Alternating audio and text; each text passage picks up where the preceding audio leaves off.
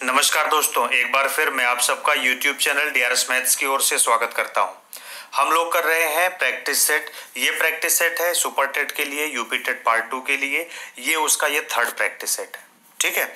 इसका एग्जाम जल्दी होने वाला है, तो इसमें हम पूरे कंप्लीट मैथ्स के कैसे क्वेश्चन आ सकते हैं उन क्वेश्चंस का प्रैक्टिस करने चल रहे हैं, ठीक है। तो प्रैक्टिस सेट 3 स्टार्ट करने से पहले आप लोगों से बस एक ही रिक्वेस्ट है, अगर अभी तक आप लोगों ने डीआरएस मैथ्स को अनअकैडमी पर फॉलो नहीं किया है तो प्लीज इसे अनअकैडमी पर भी फॉलो करके वीडियोस देखिए, और साथ ही साथ यूट्यूब चैनल डीआरएस मैथ्स को सब्सक्राइब करके वहां पर भी सारे वीडियोज आप देखिए, ठीक है। तो चलिए स्टार्ट करते हैं आज का ये प्रैक्टिस सेट। देखिए, पहला क्वेश्चन इसमें ये दे रखा है कि जैसे कि कोई एक वस्तु के अंकित मूल्य पर 12% की छूट देने के बाद में 880 रुपए में बेची गई है, उसका अंकित मूल्य क्या है बताइए, ठीक है।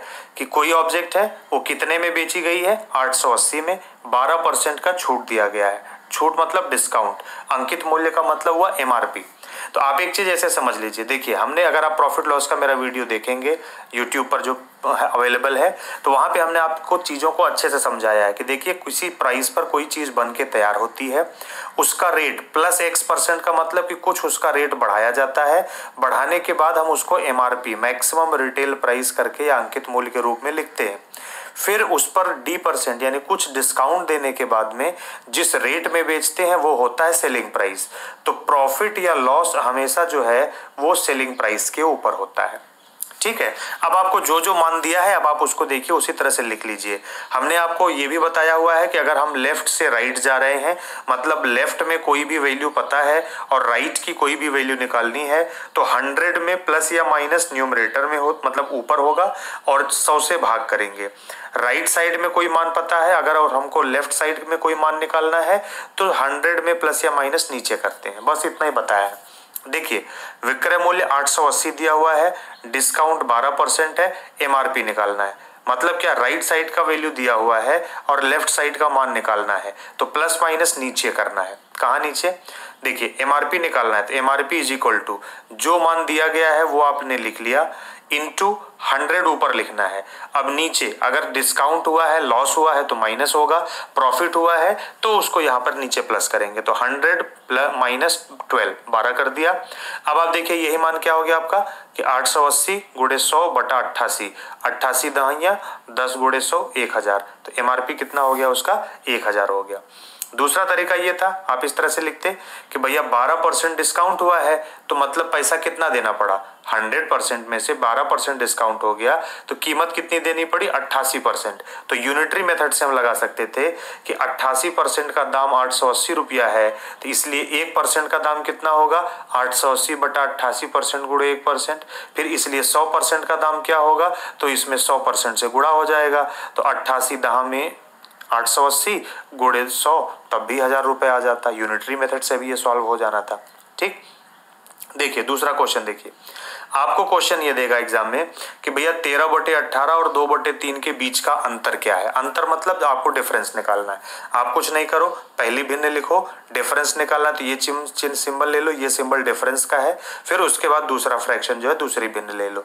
अब आप देखो 3 और 18, तो नीचे 18 ही रखो, 18 एक कम 18, ऊपर 13 आएगा, 3 छक 18, तो 6 दूना 12, ऊपर हो गया 13 माइनस 12, आपको मान मिल गया 1/18, ठीक है। ये अंतर हो गया। फिर अगला क्वेश्चन आपसे ये पूछा है कि भाई 35 का 12% क्या होगा, 35 का 12% क्या होगा, ये बताइए। तो हमने आपको बोला है कि का मतलब होता है गुणा, और परसेंटेज चिन्ह जहां पर होता है उसका मतलब होता है बटा 100। हटा दीजिए, इसको पूरा मान नंबर में निकाल लीजिए। 35 का मतलब हो गया गुणा, तो इंटू 12% का मतलब हो गया कि गुणे 12, और परसेंटेज हटाओगे तो नीचे 100 लिखना पड़ेगा। अब आपने क्या किया कि यहाँ से इस तरह से कर दिया कि 5 सत्ते 35 और 5 दुनाई 10, ये 20 में, 5 बिसाम में 100 हो गया। फिर क्या किया कि 2 दहाई 100 और 2 छंग 12, तो ऊपर आ गया 7 छंग 42 और नीचे आ गया 10। काटने पर तो और कट सकता था, 2 तियां 6, 2 पंजे 10, फिर 7 तियां 21, 21/5, ऐसा नहीं करो, नीचे 10 मिल जाए तो रुक जाइए। अब आप ऊपर का जैसे करते 7 छंग 42 बटा 10, तो 42/10 का मान 4.2, तो 4.2 आपका आंसर हो गया, ठीक है। और देखिए अब ये अगला क्वेश्चन जैसे आपको ये दे रखा है, इसको क्वेश्चन को पहले समझ लीजिए।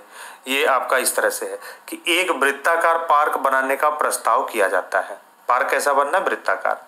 उस पार्क का क्षेत्रफल क्रमशः 16 मीटर और 12 मीटर व्यास के दो वृत्ताकार पार्कों के क्षेत्रफल के योग के बराबर है। यानी कि दो पार्क हैं जिनका व्यास 16 मीटर 12 मीटर है, उन दोनों का जितना क्षेत्रफल होगा वो क्षेत्रफल मिला करके एक पार्क बनाने का प्रस्ताव पारित किया गया। तो नए पार्क का अर्ध व्यास, वो अर्ध व्यास का मतलब होता है त्रिज्या, त्रिज्या न पूछ के क्या पूछ लिया, अर्ध व्यास क्या होगा बताइए। तो पहले क्वेश्चन को समझिए। देखिए उनका कहना है कि भैया एक पार्क है जिसका व्यास 16 मीटर, व्यास 16 मीटर का मतलब त्रिज्या 8 मीटर। दूसरा पार्क है जिसका व्यास 12 मीटर, 12 मीटर व्यास का मतलब त्रिज्या 6 मीटर है। इन दोनों पार्कों के बराबर क्षेत्रफल का एक तीसरा पार्क बनाना है। तो जितना क्षेत्रफल इसका होगा, जितना क्षेत्रफल इसका होगा, दोनों को जोड़ करके इसका क्षेत्रफल होगा। उस क्षेत्रफल में इसकी त्रिज्या क्या होगी ये पूछा है। ठीक है, तो देखो त्रिज्या मालूम है, त्रिज्या मालूम है, और वृत्त का क्षेत्रफल क्या होता है, पाई गुणे त्रिज्या का वर्ग, पाई आर स्क्वायर।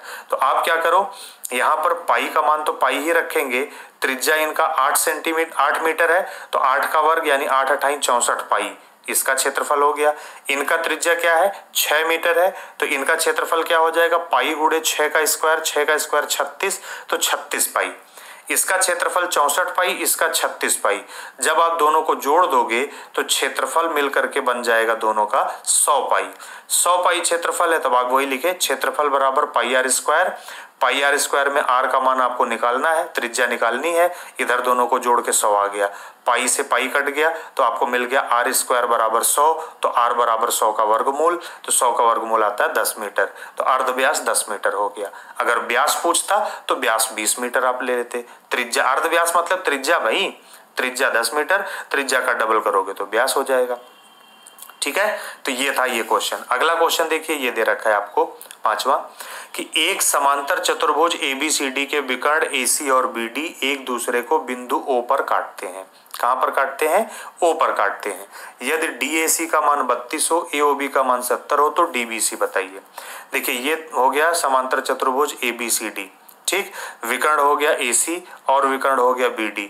ये दोनों कहाँ काटते हैं, यहाँ जहां पर काटते हैं ये है बिंदु O लिखा नहीं है यहाँ पर, ठीक है। तो ये बिंदु कौन सा हो गया, ये बिंदु O हो गया। तो अब आप इनके हिसाब से देखिए कि DAC ये कोण का मान हो गया 32 डिग्री, ठीक है। अब फिर उसके बाद जो है कि दूसरा कोण का मान कौन सा दिया, AOB, मतलब AOB ये कोण का मान दे दिया 70 डिग्री।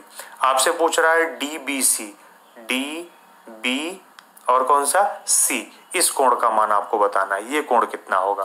तो भाई आप ये देखो, पहले तो ये देखो ये 32 है तो ये 32 होगा, क्यों, क्योंकि ये दोनों भुजाएं समानांतर हैं, ये भुजा काट रही है तो ये अंतः एकांतर कोण हो गए। इधर 32 है तो इधर 32 होगा, तो ये कोण 32 हो गया।